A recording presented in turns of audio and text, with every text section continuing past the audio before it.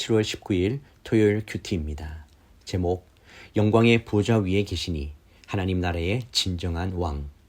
본문 에스겔 1장 15절에서 28절까지 말씀입니다. 내가 그 생물들을 보니 내 얼굴을 가진 각각의 생물들 옆 땅 위에 바퀴가 하나씩 있었다. 그 바퀴들의 모양과 구조는 황옥이 빛나는 것 같고 내게 모두 똑같이 생겼다. 그들의 모양과 구조는 바퀴 안에 바퀴가 있는 것처럼 생겼다. 바퀴들은 움직일 때 내 방향 가운데 어느 한 방향으로 움직였다. 그들은 나아가면서 옆으로 방향을 돌이키지 않았다. 그들 바퀴의 둘레는 높고 놀랍게 생겼다.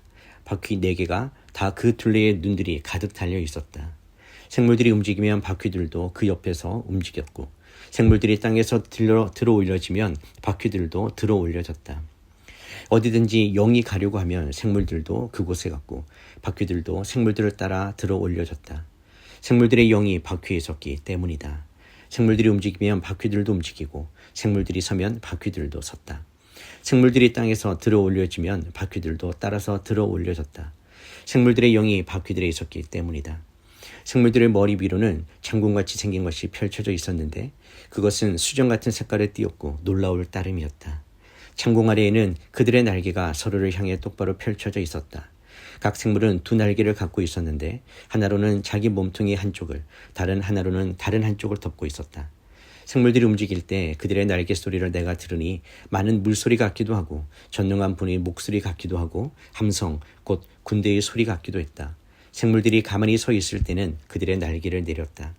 생물들의 머리 위 천장 위쪽으로부터 한 소리가 들려왔다. 그들은 서 있을 때 그들의 날개를 내렸다.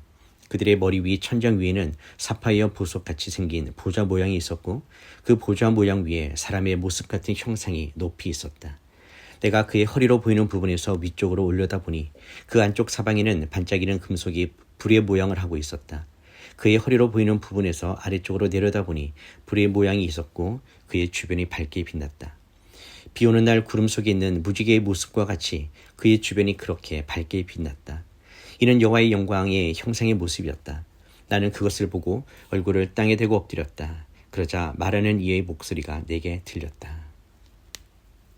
본문 요약입니다. 에스겔이 본 4 생물 곁에는 4개의 바퀴가 있었습니다. 각 생물 곁에 하나씩 놓인 이 바퀴는 번쩍이며 보석 같은 빛을 냈고 구조는 복잡하게 얽혀 있어 4 방향으로 자유롭게 움직일 수 있었습니다. 바퀴에는 눈이 가득 달려 있었고 생물이 움직이면 바퀴도 함께 움직였습니다.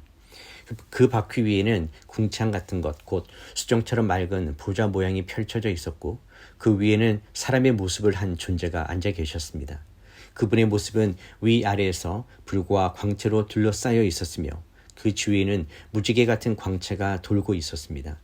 이것은 곧 여호와 하나님의 영광의 형상이었습니다. 에스겔은 이 모습을 보고 얼굴을 땅에 대고 엎드렸고 하나님의 음성이 들렸습니다. 첫 번째 묵상입니다. 어디든 임하시는 하나님의 통치입니다. 이 장면에서 바퀴는 단순한 구조물이 아닙니다. 바퀴는 하나님의 보좌가 움직이는 메커니즘으로서 하나님의 임재가 전 세계를 향해 자유롭고 주권적으로 움직이심을 상징합니다. 이 바퀴는 4 방향으로 회전하며 그 안에는 수많은 눈이 가득 달려 있습니다. 이것은 하나님께서 온 세상을 감찰하시고 어디든지 직접 임하실 수 있는 전능하심과 전지하심을 의미합니다. 예루살렘 성전이 무너졌지만 하나님의 보좌는 여전히 살아 움직이며 더 이상 한 민족이나 한 장소에 국한되지 않고 열방을 향해 나아가고 계십니다. 이것은 곧 하나님의 나라가 이스라엘의 한 지리적 국경을 넘어 온 열방을 향해 확장되는 복음의 비전을 미리 보여주는 장면입니다. 바퀴는 고정된 것이 아니라 움직이며 하나님 나라의 통치는 지금도 계속 확장되고 있습니다. 복음은 성전에서 시작되었지만 바벨론의 강가, 즉 땅 끝에서도 능력 있게 선포되고 있습니다.